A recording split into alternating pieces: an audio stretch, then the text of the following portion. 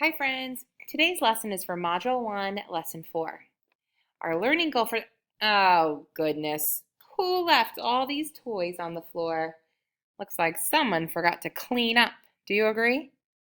Well, we're going to have to put these away where they belong. All right, we'll have to do that in a minute because our learning goal for today says, I can sort objects into groups. Oh, hey, we can do that with the toys. We can look at the toys and we can put them into groups according to how they're the same and how they're different. Good thing we've been looking carefully and making observations about objects, right? All right, this is going to be good. All right, so let's look at sorting those toys. I'm going to push them all to the side. All right, let's see. Oh, I see one way we can sort. Let's see if you can figure out. I'm going to put this train on that side, and then this train can go over there. What about fire truck will go on the other side? The boat can go with the fire truck. Oh, this truck can go with the fire truck and the boat. And so can that truck. And then also, there we go, the train on the other side. Okay, I sorted these toys into two groups. How did I sort them? What do all of these groups have in common that are different from this group? Yeah, these are all what? Trains. Train, train, train. Are these trains? Not a train, not a train, not a train, not a train. So I could sort things by toys that are trains versus toys that are not trains. That could be one way to sort. All right. Remember, sometimes we can look at an object and see how it's connected to something else. Sometimes we have to really think about it. In my mind, I saw the trains and I'm like, oh, that's one way they're all the same. That means everything else is different. I'm going to sort it like that. Okay, let's try another one. I'm going to sort it, ooh, like that. Oh, yeah.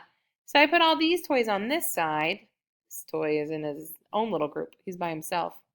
He's different than all of these toys. How is this boat different than all the toys on the other side? Look carefully. Oh, I think I heard you say it. All of these toys have what? Wheels. They all have wheels. Does a boat have wheels underneath it? No. I could sort it by toys that have wheels versus toys that don't, right? I could also do it by toys that float. The boat will float. Will the train float? No, we'll sink right to the bottom.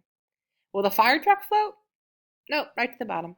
So I can sort them in different ways. Remember, when we describe how we sort, we're going to think about our good brain, what we know, and then also things that we see. Let's look at one more. What if I sort them like, oh, this. Oh, this one's a little bit tricky. How did I sort my toys? What does this side have in common that this side does not have? Or what can you see on this side that you don't see over there? Press pause, talk about it with your buddy, and then press play to check yourself. Okay, do you know what you're going to say? Tell me. Oh, that's a good idea. Oh, very nice. The way I sorted them was all the objects on this side have yellow somewhere. Do these objects have yellow? Nope. Now maybe you came up with a different idea, but that's the idea that I came up with. All right. As long as it describes the objects that we see, we can sort them in a different way. So thank you so much for helping with those toys because our learning goal said I can sort objects into groups. And when you do that, you want to think about how objects are connected and then sort them that way. We focus mostly on what they're used for and what they look like, but sometimes we want to think about even other things like what are they used for? Okay?